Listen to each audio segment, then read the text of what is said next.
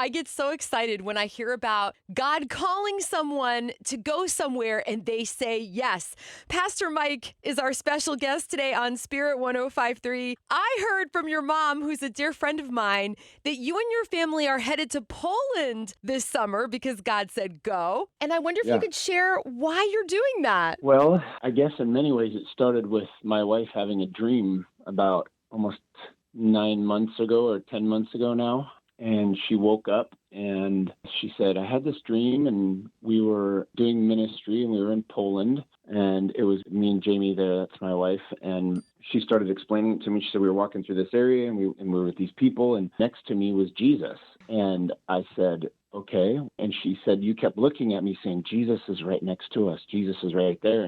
And she said she was afraid to look because she was like, oh my goodness, Jesus is right there. And finally she looked and she couldn't see him. She thought, well, that's strange. And I said, she said, but I kept saying to her, he's still right there. He's right there. He's right there. So we kept walking. And she said, in this reflection of this, like a painting that she used to have at her house when she was younger was on the wall. And the normal one, Jesus wasn't there. But in that, she could see the reflection of Jesus next to her. And we did some ministry there. And anyway, she said, isn't that strange? And for me, I just felt like right away, like, I think God's calling us to go to Poland. Wow. And she looks at me and said, wow, that's kind of strange. What do you mean by that? I said, I don't know. I just sensed that. And she goes, we don't know anybody in Poland and we don't have any connections to Poland. So we just said, well, let's just pray about it and see what God does. And we'll engage our elders in praying with us and saying, what do you want us to do about this? So I don't know, maybe a month went by and I was sharing with my friend about it, who's also a pastor. And he said, my dad's going to Poland. And I said, no, I didn't know that.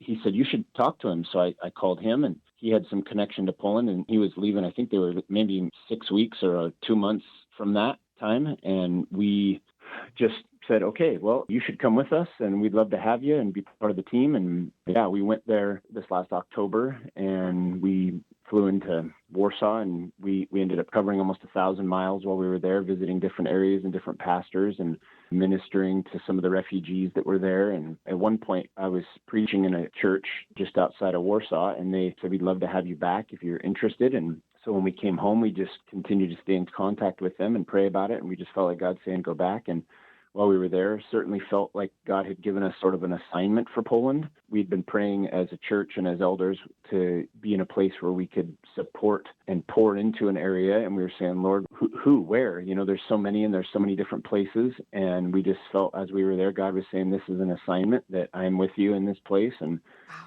he really gave us a heart for the Polish people and all that they've gone through and what they're currently going through. And even the way they took in the Ukrainian refugees. I mean, I think in our minds, we expected this giant pen of refugees, millions had come over and being right on the border of Ukraine. And it was almost like you couldn't find them. You had to ask around and look because so many of these people had taken them, the Polish people had taken the Ukrainian people into their homes and then helped them to move on if they had family in Germany or whatever. I mean, they would drive to the border at night and just open up their car door and say, do you need some place to stay tonight as they were coming across? And they would take them into their houses. And I felt what a testimony of how God has stirred in their hearts because the Polish people know what it's like to be overrun and to be in a refugee sort of status and atmosphere. And they said, we're not letting that happen. We're going to bring these people into our houses. And I mean, even the Polish government was very well involved in it and giving them immediate status so that they could work. And I thought this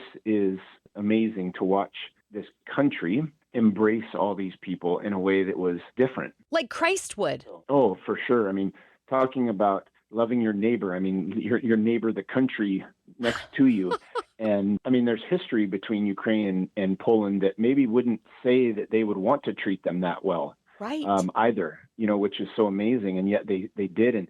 And at one point we visited a castle where they had brought in about 40 of them on the southwest side of Poland, close to the German border. And they were in the process of building a special area for them, like housing, so that they could be there more permanent if that's what they needed. Wow. I mean, Pastor Mike, I have to ask you, I'm so inspired by your story, but I'm going to state the obvious, and that is that this part of the world is very dangerous right now.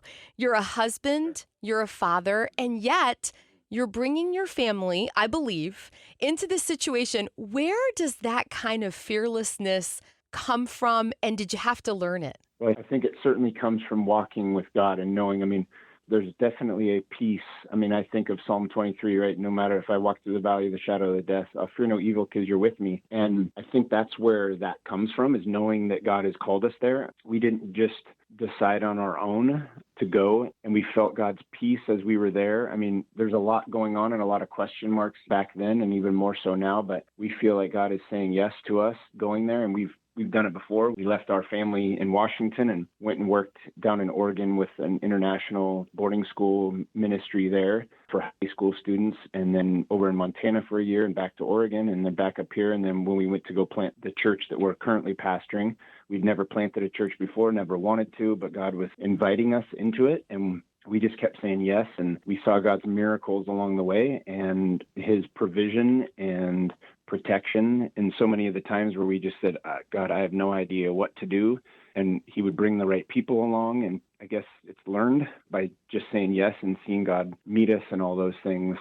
Our family has always been with us. And so when they invited us back, some of the ministry that we're going to be doing has to do with family ministry and equipping even the younger generations. And so our almost 18-year-old son will go with us, and also our 11-year-old daughter, and possibly the youngest two also. We have 5 total. So it's just, I guess for us, it's, learned that God is faithful and he's good. And when he's in it and he's with us, we don't have to fear anything. You just go, and when he says, don't go anymore, you don't go anymore, I guess. Yes, I can relate. Is there a story that you can think of, Mike, where God really showed up? Maybe you were a little afraid for a moment, or you didn't know what was going to happen, but you were like, wow, God is here. He's working in the midst of us. If I sense that God is in it, there's not as much fear involved for me. And so I do walk in that perfect peace of God when he's saying, go and do something. And so we've sort of made a habit of it, I guess, in our lives as we've been married and when we were kind of living the American dream, and God called me to go to Bible school. And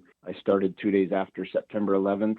It was sort of like that, just going, okay, God, I'm at peace because I know you're calling me, even though I don't know what that looks like completely. Even the church plant, we just knew God was saying go. And when we said yes, we had that peace. So a specific circumstance, moving our family up here, and when God said go plant a church, everybody's kind of going, you never even planted a church before. You didn't, I'd never even read a book on church planting, but both Jamie and I felt God's peace about it, and we both felt in unity in it. It makes it a whole lot easier when your wife is in that same place, where I'm not having to try to pull her with me. She's right alongside me saying yes to it. And our kids have just kind of grown up in that. So they don't know any different, I guess. I just love your story so much. And I'm curious, what would you say to someone today? It's scary for them to trust God with even something much smaller than going to Poland and serving him. What advice do you have to grow that faith and that trust? Well, I would say, first and foremost, press into God, that he has a desire.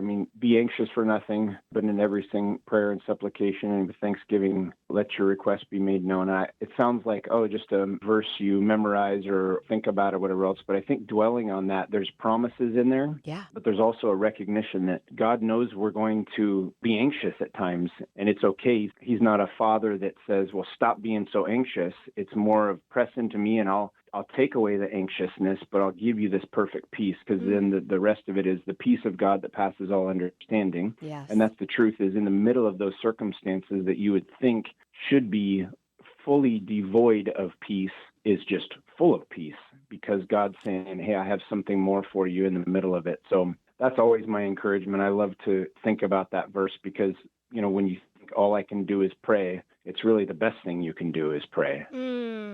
Pastor Mike, I am so glad that we're connected now, and I am looking forward to hearing more from you over the next year or so.